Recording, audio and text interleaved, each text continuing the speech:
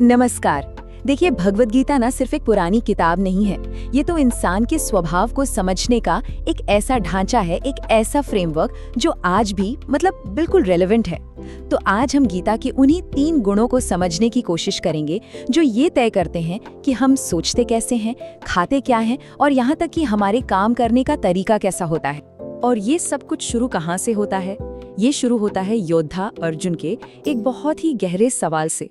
और पता है, ये सवाल सिर्फ उनका नहीं था, ये सवाल हर उस इंसान का है जो ये जानना चाहता है कि भाई मेरे विश्वास, मेरे काम, इनका असल स्वभाव क्या है।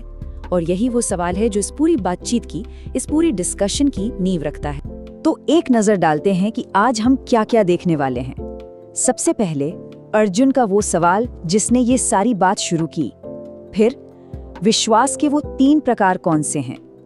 ये भी देखेंगे कि हमारा खाना पीना हमारे बारे में क्या कहता है, हमारे कामों के पीछे की असलियत क्या है, और आखिर में श्रद्धा या विश्वास पर गीता का फाइनल वर्ड क्या है। चलिए शुरू करते हैं पहले हिस्से से, अर्जुन का वो सवाल जो आज भी उतना ही मायने रखता है जितना हजारों साल पहले रखता था। इसे समझना खुद को समझने की तरफ पहला कदम है। अब देखिए, कृष्ण ना इसका कोई हाँ या ना में जवाब नहीं देते, बल्कि वो एक बहुत गहरी बात सामने रखते हैं। 3 गुणों का सिद्धांत, सत्व, रजस और तमस। ये वो 3 गुण हैं जो हमारे पूरे वजूद को, हमारे होने के तरीके को तय करते हैं।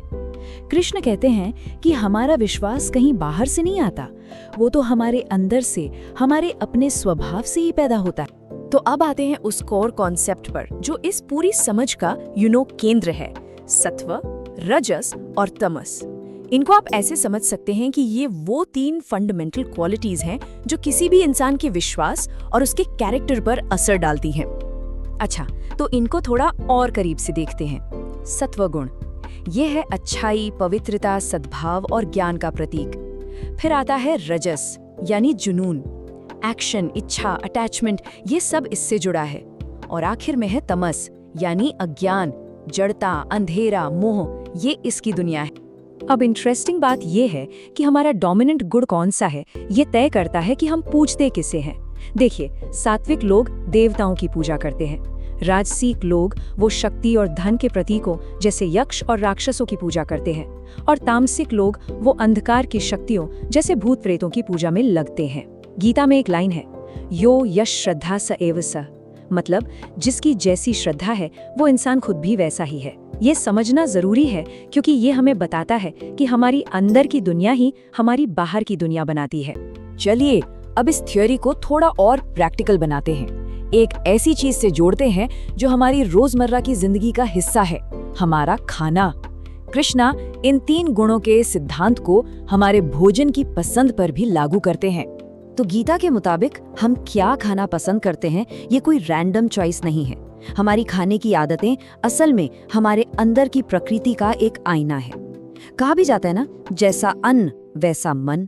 तो सबसे पहले बात करते हैं सात्विक भोजन की। ये वो खाना है जो जिंदगी बढ़ाता है, उम्र, बल, सेहत, खुशी, सब कुछ। ये खाना रसदार, चिकना और मन को अच्छा लगने वाला होता है। सोचिए, ये आज के क्लीन ईटिंग के कॉन्सेप्ट से कितना मिलता जुलता है ना? और दूसरी तरफ है रासिक भोजन, बहुत ज्यादा कड़वा, खट्टा, नमकीन, तीखा, जो शरीर में जलन पैदा करे। और इसका नतीजा क्या होता है? दुख, चिंता और बीमारियां। और फिर आता है तामसिक भोजन जो बिल्कुल ही अलग है, बासी, बेस्वाद, दुर्गंध वाला, जूठा। ऐसा खाना सिर्फ जड़ता और आलस बढ़ाता है। तो मतलब साफ है, हम सिर्फ पेट भरने के लिए नहीं खाते, हमारा खाना सीधे सीधे हमारे मन और हमारी चेतना पर असर डालता है। अच्छा, अब खाने से आगे बढ़ते हैं और बात करते हैं हमारे कर्मों की, हमारे एक्शंस की। यज्ञ, तप, दान, इन सब कामों को भी गीता इन्हीं 3 गुणों के चश्मे से देखती है। तो यज्ञ का मतलब सिर्फ हवन नहीं, कोई भी नेक काम।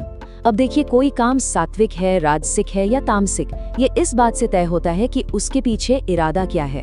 सात्विक काम वो है जो बस अपना कर्तव्य समझकर किया जाए, बिना किसी फल की इच्छा के। राजसिक काम दिखावे के लिए होता है कि लोग देखेंगे, तारीफ करेंगे। और तामसिक काम वो तो बस एक बेमन से की गई रस्म है जिसमें ना कोई श्रद्धा है, ना कोई नियम। फिर बात आती है तप की, यानी सेल्फ डिसिप्लिन की। गीता में इसके भी 3 रूप बताए गए हैं। पहला, शरीर का तप, मतलब पवित्रता, सादगी और अहिंसा। दूसरा, वाणी का तप, यानी ऐसा बोलना जो सच हो, दूसरों को अच्छा लगे और फायदेमंद हो।